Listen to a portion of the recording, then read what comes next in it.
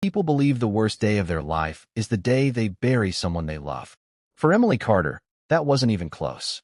The worst day came 3 days after her father's funeral, when her husband of 11 years placed divorce papers on the dining room table, looked her in the eyes without a hint of regret, and calmly told her he had fallen in love with someone else. The woman standing beside him wasn't a stranger. She was Victoria Hayes, Emily's closest friend since college, the person who had stood beside her as maid of honor at their wedding, the woman who had held her hand while she cried over her father's death just 48 hours earlier. Emily felt as though the room had stopped breathing. She searched Ryan Mitchell's face, hoping to find guilt, hesitation, or even shame. There was nothing. Victoria wouldn't even meet her eyes. They simply stood together as if the decision had been made long ago. Emily signed nothing that day. She simply asked one question that neither of them would answer. How long? Ryan looked away before quietly replying, long enough. That single sentence shattered 11 years of memories in an instant. Emily believed she had lost everything. She had no idea that the two people who had betrayed her had just made the biggest mistake of their lives. What Ryan and Victoria didn't know was something even Emily herself had never imagined.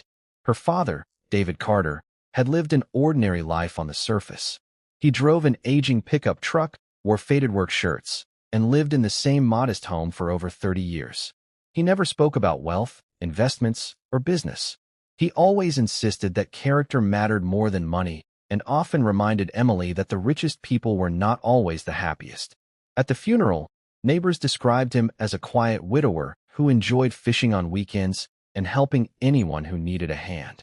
Nobody questioned that story because it matched the man they thought they knew. But hidden behind decades of ordinary living was a secret so extraordinary that only one attorney and one financial advisor knew the truth.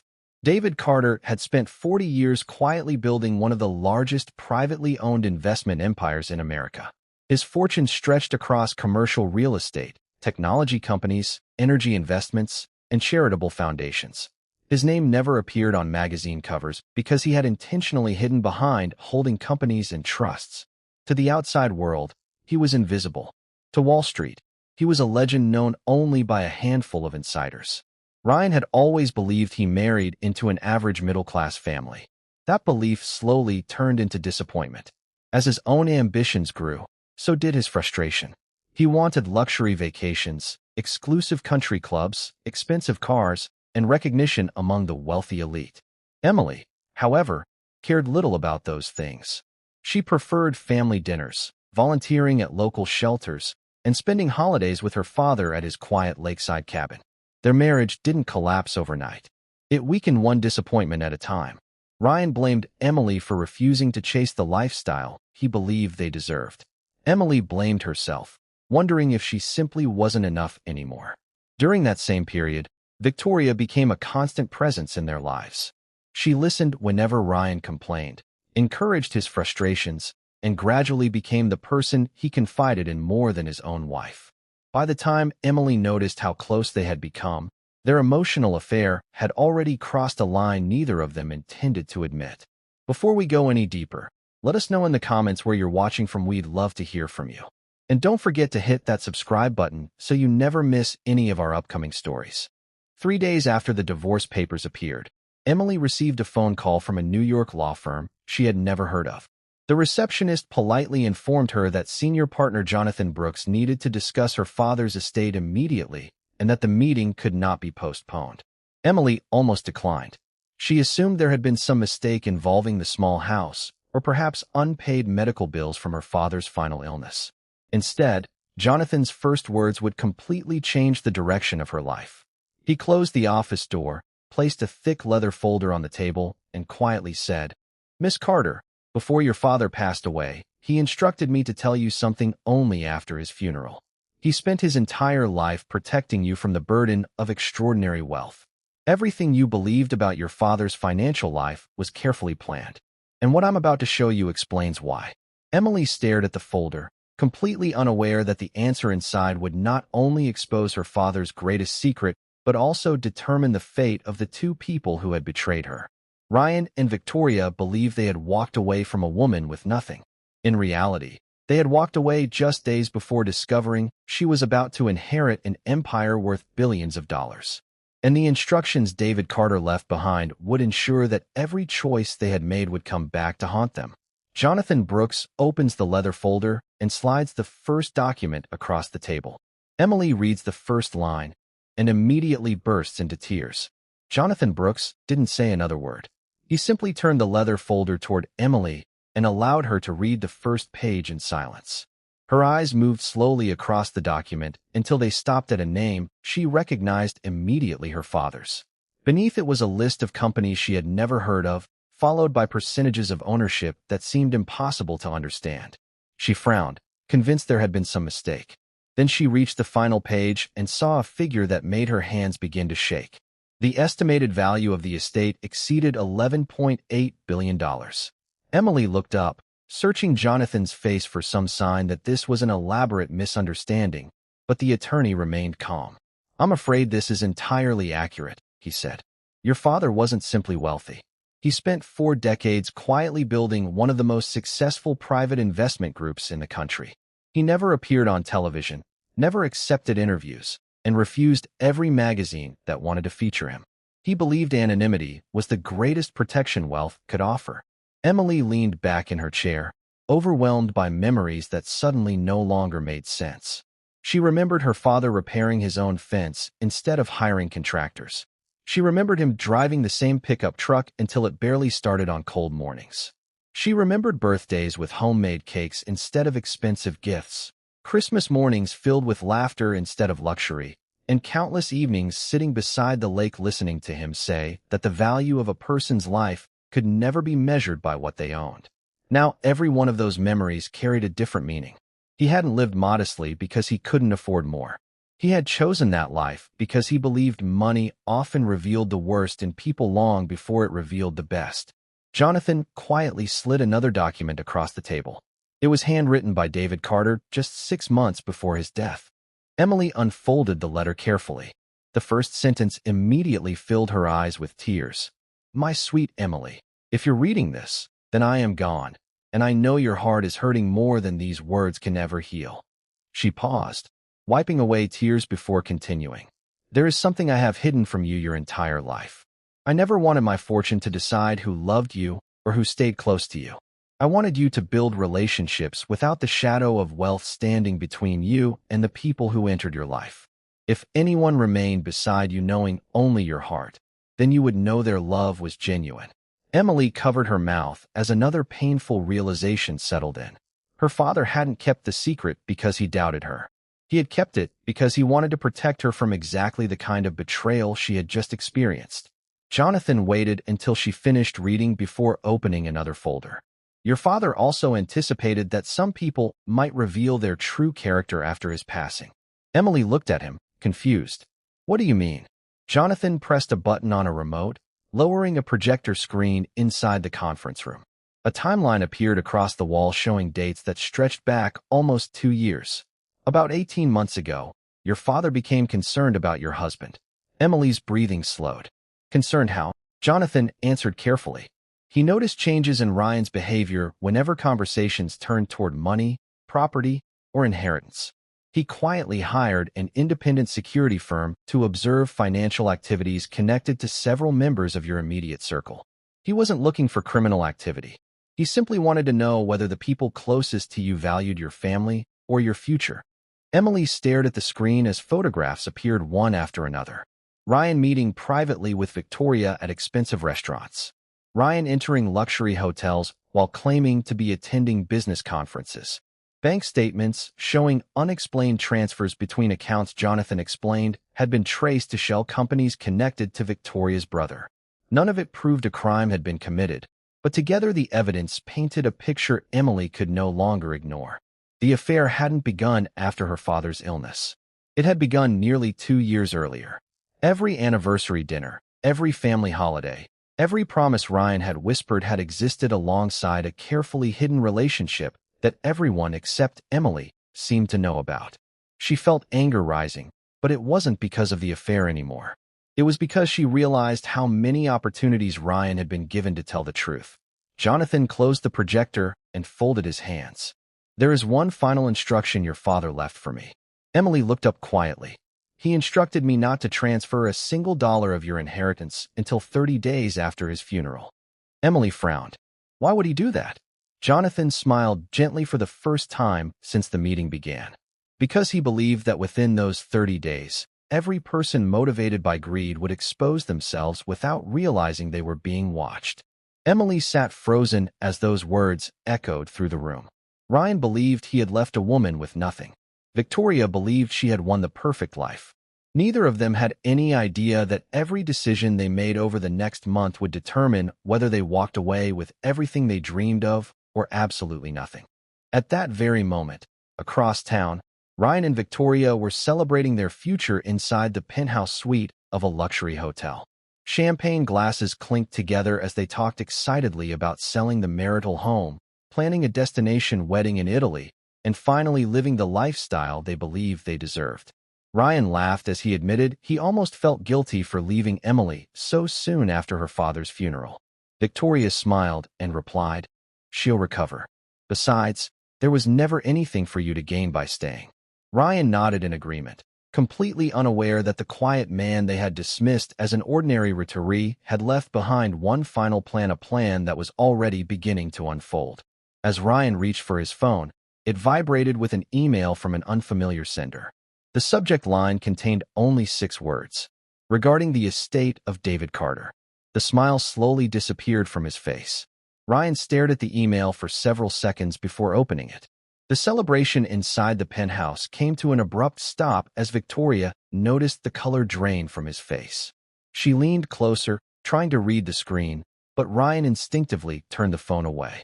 The message was brief, professional, and impossible to ignore.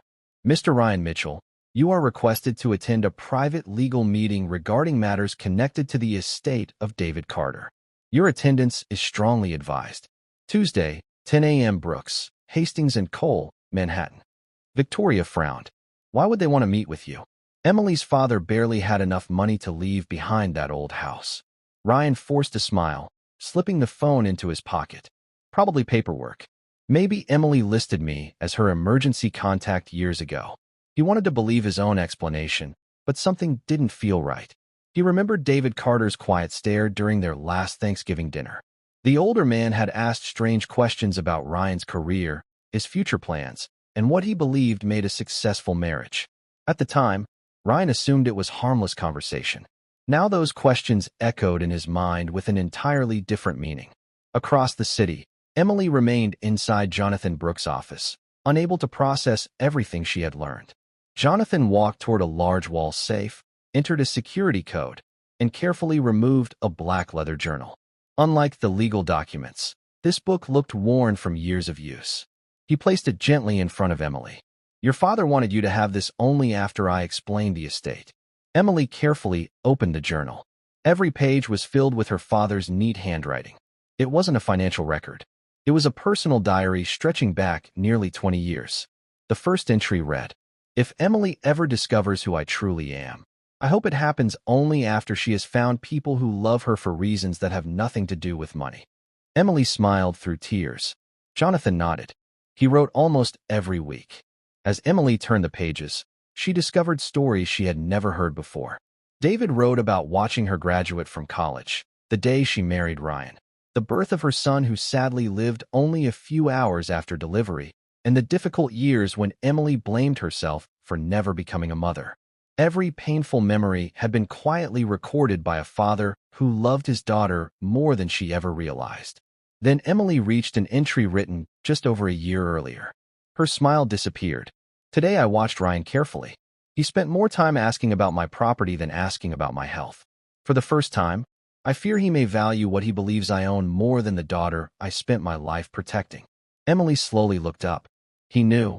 Jonathan answered softly, "Yes, and he never told me. He wanted you to see the truth with your own eyes." Emily closed the journal and took a long breath. "My father knew my marriage was ending before I did." Jonathan didn't answer. He didn't need to. Silence said enough. Meanwhile, Ryan spent the next 2 days convincing himself the meeting was meaningless. He threw himself into planning his future with Victoria. They toured luxury condominiums overlooking Central Park, discussed honeymoon destinations, and even met with a financial advisor to explore investment opportunities after selling Ryan's share of the marital home. Every conversation ended the same way. Finally, Victoria said one afternoon while admiring a penthouse balcony, "We can start living the life we deserve." Ryan smiled. "I've waited years for this." Neither of them realized someone was quietly photographing every meeting from a distance. Not because they were committing crimes, but because David Carter had paid for one final month of private surveillance before his death. Every dinner, every meeting, every expensive purchase, every conversation held in public, everything was being documented. Jonathan eventually handed Emily another sealed envelope. "This is the final personal instruction." Emily hesitated before opening it. Inside was a single handwritten sentence. "Never seek revenge. Let people reveal themselves, and the truth will always become their greatest punishment." Emily read the sentence 3 times. It sounded exactly like something her father would say. Jonathan leaned forward. "Your father also established something called the Carter Integrity Trust." Emily frowned. "I've never heard of it. Almost no one has." Jonathan opened another folder containing dozens of legal documents. "The trust controls nearly every major asset your father owned. But there's one condition." Emily looked confused. "What condition?" "The inheritance cannot be transferred if any beneficiary attempts to use it for revenge, fraud, or personal retaliation." Emily blinked. "So what does that mean?" "It means your father designed his fortune to reward integrity, not anger." She sat quietly. For the first time since Ryan handed her the divorce papers, she felt something unexpected. Peace. Not because the pain was gone, but because she understood something her father had spent decades trying to teach her. Money never changed people. It simply exposed who they already were. The following morning, Ryan entered the elegant conference room at Brooks, Hastings & Cole exactly 5 minutes early. Victoria waited downstairs in the lobby, convinced the meeting would last no more than 10 minutes. Ryan adjusted his tie as Jonathan Brooks entered carrying a slim black portfolio. The attorney shook Ryan's hand politely. "Thank you for coming, Mr. Mitchell." Ryan smiled confidently. "I wasn't sure why I was invited." Jonathan remained expressionless. "You'll understand shortly." He placed a single document in front of Ryan. Ryan glanced down. The title alone made his stomach tighten. "Confidential Premarital Financial Disclosure Review." His eyes widened. "I've never seen this before." Jonathan looked directly at him. "I know." Ryan swallowed hard. Then Jonathan quietly added the sentence that changed everything. "Your late father-in-law anticipated this meeting almost 2 years ago." Ryan's heartbeat quickened. For the first time since leaving Emily, he realized he might not have been the one making the moves. He might have been the one walking into a trap all along. Jonathan slides a second document across the table. Ryan reads the first paragraph and whispers, "This can't be legal." Ryan's fingers tightened around the edge of the conference table as he stared at the document Jonathan Brooks had placed before him. For several long seconds, he couldn't bring himself to read beyond the title. His confidence, so effortless only an hour earlier, was beginning to disappear. He looked across the table at Jonathan, hoping to find some indication that this was merely routine legal paperwork. Instead, the attorney calmly folded his hands and waited. "You said David Carter anticipated this meeting almost 2 years ago," Ryan finally said. "What exactly does that mean?" Jonathan opened another folder and carefully removed a sealed envelope. "It means your father-in-law was a man who believed preparation was wiser than confrontation. Rather than accuse anyone without proof, he preferred to let time reveal the truth." Ryan shifted uncomfortably in his chair. "I don't understand." "I believe you will." Jonathan broke the seal and unfolded a letter written in David Carter's familiar handwriting. "This letter was addressed specifically to me. Your name appears several times." Ryan's heartbeat quickened. Jonathan began reading aloud. "Jonathan, if you're reading this letter after my death, then events have unfolded exactly as I feared they might. I ask that you never judge anyone based on my suspicions alone. Instead, allow every person the opportunity to reveal the content of their own." Wealth has never created greed. It simply gives greed an opportunity to speak. Ryan lowered his eyes. Jonathan continued, "If Ryan remains devoted to my daughter after my passing, destroy every page that follows. He deserves privacy and respect. But if he abandons her during her darkest season, then he has already made the decision I feared most. The room became silent. Ryan swallowed hard. Jonathan slowly closed the letter. Your father-in-law never wanted revenge. Ryan managed a weak laugh. So what happens now? Jonathan slid another folder across the polished table. Now we discuss facts. Ryan opened the folder and immediately recognized several documents. Copies of mortgage applications, loan agreements, emails, bank records, even signatures. He looked confused. Where did these come from? They were voluntarily provided during a financial review your father-in-law commissioned after updating his estate plan. Ryan's expression changed. What financial review? Jonathan remained calm. David Carter believed that every person connected to his family should understand the importance of financial transparency. During that review, he discovered several matters that required clarification. Ryan felt his pulse rising. Jonathan pointed to one page. 16 months ago, you applied for a business loan. Yes. You listed anticipated future inheritance from your wife's family as evidence of long-term financial stability. Ryan immediately leaned forward. That wasn't illegal. No. Jonathan nodded. It wasn't. Ryan relaxed slightly. But, Jonathan continued, you estimated that inheritance based entirely on assumptions you could never verify. Ryan remained silent. Jonathan turned another page. Several months later, you attempted to purchase investment property using those same financial projections. Ryan frowned. I was planning for our future. Jonathan didn't argue. I believe you were. The attorney paused before adding another sentence. But your father-in-law interpreted those decisions differently. Ryan stared at him. How? Jonathan removed another handwritten page from David Carter's journal. A man who builds his future around another person's money may eventually forget the value of earning his own. Ryan looked away. For the first time in years, he remembered something Emily had once said. My father doesn't trust flashy people. At the time, Ryan laughed. Now those words echoed differently.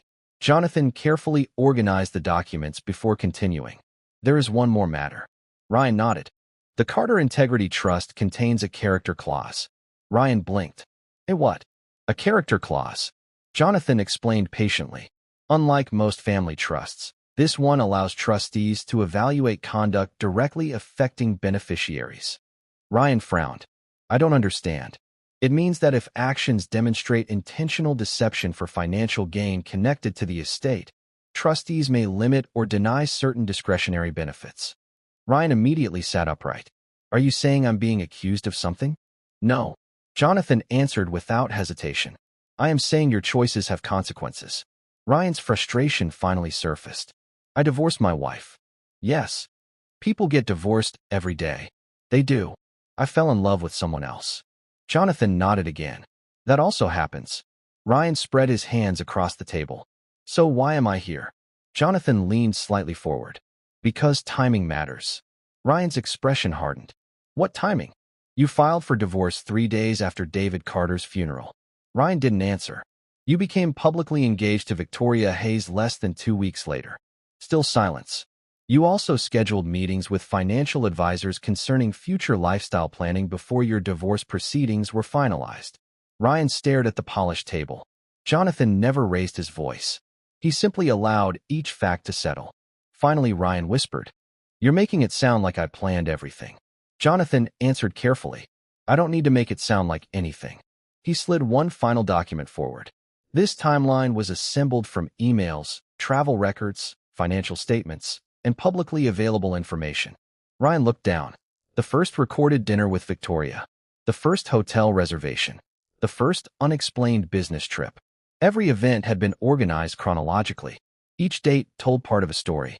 Together, they told another. Ryan suddenly understood something that made his stomach tighten.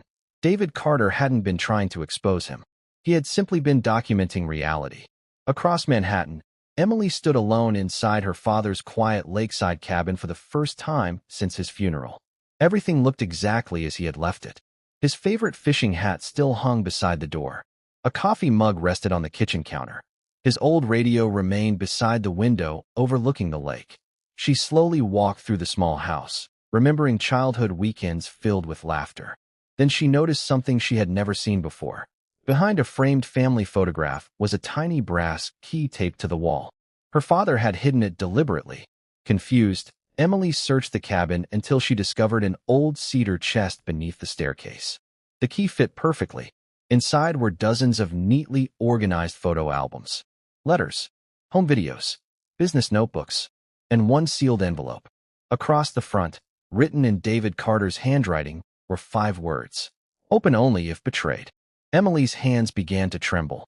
She carefully broke the seal. The first sentence stole her breath. "If you're reading this, my greatest fear has become your reality." Emily slowly sat down, unable to hold back her tears.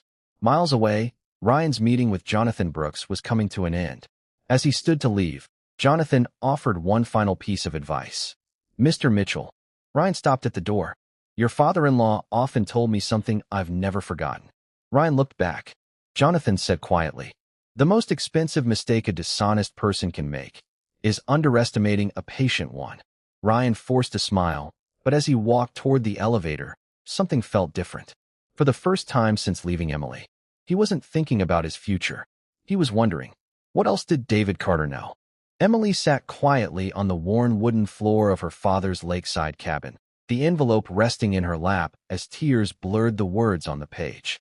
Outside, the gentle sound of waves brushing against the dock reminded her of the countless afternoons they had spent fishing together. As a little girl, she had believed her father could solve any problem. Now, even after his death, he somehow still was. She unfolded the second page of the letter. "My sweet Emily, if you have reached this part of the letter, then you have already discovered that the people you trusted most chose their own path. I know how much that hurts. I wish I could spare you from this pain, but I cannot. What I can give you is the truth. Never confuse someone's ability to pretend with their ability to love. Some people stay because they see your value. Others stay because they hope one day to possess what they believe is yours." Emily lowered the letter and closed her eyes. For years she had questioned herself, wondering why Ryan had become distant, why conversations had turned into arguments, and why every dream they once shared had slowly disappeared. She had blamed stress, work, and even herself. Her father had seen something she could not. He hadn't tried to interfere because he believed every relationship eventually revealed its own foundation. If it was built on honesty, it would survive hardship.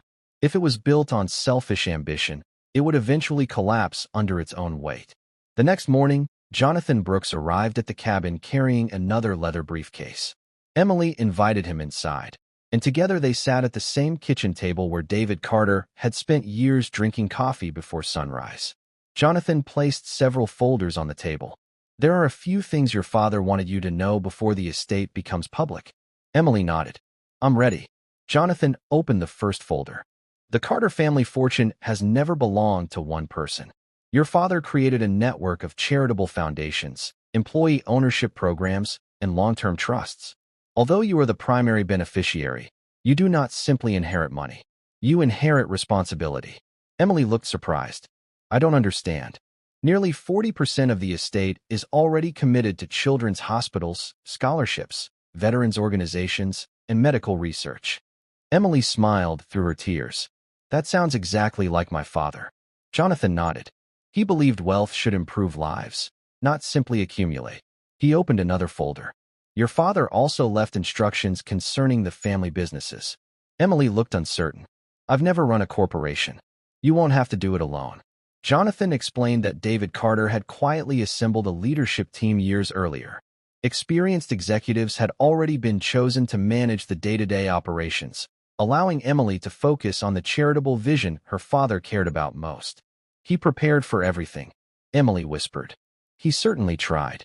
Across Manhattan, Ryan's confidence was beginning to crack. The legal meeting had left him restless. Questions he couldn't answer kept replaying in his mind. Why had David Carter documented everything? Why had Jonathan mentioned a trust based on character? And why had the attorney seemed completely unconcerned about Ryan's confidence? Victoria noticed the change immediately. "You're overthinking this." Ryan forced a smile. "I'm sure you're right." But he wasn't convinced. That afternoon, his phone rang again. The caller ID displayed Jonathan Brooks. Ryan answered immediately. "Mr. Brooks, Mr. Mitchell, there is one final matter requiring your signature." "What kind of matter?" "I believe it's best discussed in person." Ryan hesitated before agreeing to meet the following morning. After ending the call, he looked toward Victoria. They need me back. Victoria rolled her eyes. This estate seems awfully complicated for a man who lived in a small cabin. Ryan didn't answer. For the first time, even he found that statement difficult to believe. The following morning, Jonathan greeted Ryan with the same calm professionalism. Waiting inside the conference room was someone Ryan had never met before. "This is Margaret Ellis," Jonathan said. "She served as David Carter's chief financial officer for 23 years.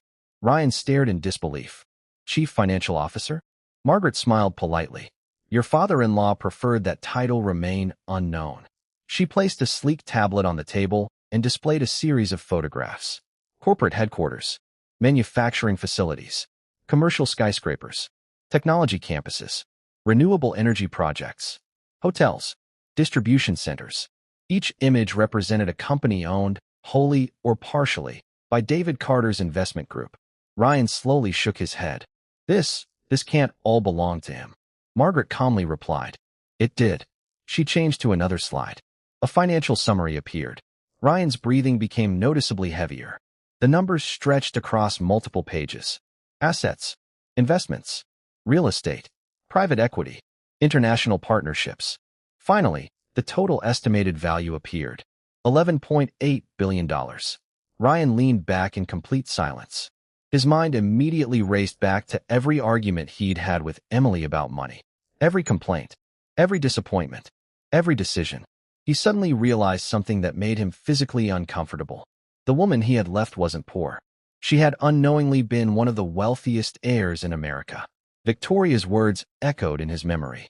"There was never anything for you to gain by staying." Ryan quietly lowered his head. For the first time, he wondered whether he had ever truly loved Emily, or whether ambition had slowly replaced the man he once believed himself to be. Jonathan finally spoke. "Mr. Mitchell, your father-in-law anticipated that one day you would learn the truth." Ryan looked up. "He left something for me?" Jonathan reached into the briefcase and removed one final sealed envelope. Across the front were 6 handwritten words. "To Ryan, if this day ever comes." Ryan stared at the envelope without touching it. His hands trembled. Jonathan gently slid it across the table. "Your father-in-law asked that you read it alone." Ryan slowly picked it up. He had expected legal documents. He had expected financial statements. He had expected accusations. What he hadn't expected was a personal letter from the man whose daughter he had abandoned. As he carefully broke the seal, his eyes fell upon the first sentence. "Ryan, if you are reading this, then life has given you one final opportunity to decide what kind of man you wish to become." Ryan froze. The room became silent. Every decision he had made over the past 2 years suddenly felt heavier than ever before. He had entered the meeting believing he understood success. Now, for the first time, he wasn't sure he understood it at all. Ryan turned to the second page of David Carter's letter. Attached beneath it was a single document. At the top, in bold letters, were the words, "Private Investigation Report, Subject, Ryan Mitchell." Ryan's face went pale as he realized David Carter hadn't simply suspected the truth. He had known far more than anyone had ever imagined. Ryan stared at the words printed across the top of the investigation report, unable to move. His fingers tightened around the edge of the conference table as though it were the only thing keeping him upright. For the first time in years, he wasn't thinking about winning. He wasn't thinking about money, success, or the future he had imagined with Victoria. He was thinking about every decision that had brought him to this moment. Jonathan Brooks remained silent, allowing Ryan to absorb the weight of what lay before him. The report wasn't filled with dramatic accusations or shocking allegations. It was far more powerful than that. It was a carefully organized record of choices. Every business trip that had never existed. Every dinner Ryan claimed was with clients. Every hotel reservation. Every unexplained expense. Every photograph. Every date. Together, they formed a timeline that was impossible to dismiss. David Carter had never needed to accuse anyone. He had simply documented reality and trusted that the truth would eventually speak louder than emotion ever could. Ryan slowly turned to the final page. Instead of another financial record, he found a handwritten note from David Carter. "Ryan, if you have reached this page, then I hope you understand something that took me many years to learn. A person's greatest wealth is not measured by what they own, but by what they refused to sacrifice in order to gain more. I never expected perfection from you. I only hoped you would choose honesty before ambition. If you still have the courage to admit your mistakes, there is always a path forward. But understand this, forgiveness cannot erase consequences. It only gives you the opportunity to become someone better than the person who made them. Ryan read the words twice before quietly placing the letter back inside the envelope. His eyes were filled with regret, but Jonathan could see something else beginning to appear: humility. Across town, Emily stood on the balcony of her father's Manhattan office for the very first time. The city stretched endlessly before her, but she wasn't admiring the skyline. She was thinking about the man who had built all of it without ever allowing wealth to define him. Margaret Ellis joined her, carrying 2 cups of coffee. "Your father used to stand here every Friday evening," Margaret said with a gentle smile. "He'd look at the city for a few minutes, then leave before anyone noticed he was here." Emily smiled softly. "He really did live exactly the way he wanted." Margaret nodded. "He often told us that success wasn't owning the tallest building. Success was going home each night knowing you hadn't become someone you no longer recognized." Those words stayed with Emily long after Margaret walked away. The following week, the Carter family estate was formally announced. Business publications across the country were stunned to learn that one of America's largest private investment groups had been quietly controlled by a man almost no one had ever heard of. Television commentators called it one of the most remarkable financial stories in decades. Reporters gathered outside corporate headquarters hoping to interview the mysterious heir. Emily declined every request. Instead, she released a brief written statement. "My father believed kindness creates a greater legacy than wealth ever could. I intend to honor his life by continuing the work he began, supporting the people and communities he cared about most." The statement spread across social media within hours. Many praised her humility. Others were amazed that she had lived most of her life without knowing the true extent of her father's fortune. Ryan watched the news alone from his apartment. Victoria entered carrying shopping bags, smiling as she described another luxury wedding venue she wanted them to visit. Ryan barely looked up from the television. "We need to talk." Victoria stopped. "What happened?" Ryan turned off the television. "I've made a lot of mistakes." She laughed nervously. "Everyone makes mistakes." "No." Ryan shook his head. "I betrayed someone who never betrayed me." Victoria's smile disappeared. "You're not seriously feeling guilty now?" Ryan looked directly at her. "It isn't just guilt." "What is it?" "It's shame." Silence filled the apartment. Ryan finally admitted something he had spent years refusing to acknowledge. "I stopped appreciating the life I already had because I became obsessed with the one I imagined." Victoria folded her arms. "So what are you saying?" Ryan took a deep breath. "I'm ending this." Her expression hardened. "You can't be serious." "I should have ended it a long time ago." Victoria stared at him in disbelief before grabbing her purse and walking toward the door. "You'll regret this." Ryan didn't answer. As the apartment door closed behind her, he realized he had already spent years regretting far more important decisions. Several months later, Emily officially launched the David Carter Foundation, dedicating billions of dollars to children's hospitals, educational scholarships, veteran support programs, and affordable housing initiatives across the United States. She insisted every new building carry her father's name rather than her own.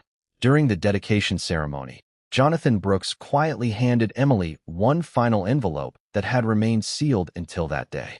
Inside was a photograph of her as a little girl sitting on the dock beside her father, both smiling as they held fishing rods over the calm lake. On the back, David had written his final message. "Emily, if this picture still makes you smile, then I know my greatest investment was never a company, a building, or a fortune. It was you. Everything else was simply temporary." Emily pressed the photograph against her heart as tears filled her eyes. For the first time since losing her father, she smiled without sadness. Months later, Ryan requested a meeting with Emily. Not to ask for money, not to ask for forgiveness, only to apologize. They met at the lakeside cabin. Ryan stood awkwardly on the porch until Emily opened the door. "I don't expect you to forgive me," he said quietly. "I just couldn't spend the rest of my life without telling you the truth. I failed you." Emily listened without interrupting. When he finished, she smiled gently. "My father used to say that admitting the truth is the first step toward becoming someone new." Ryan nodded. I've got a long way to go. So do all of us. They shook hands before Ryan quietly walked back toward his car.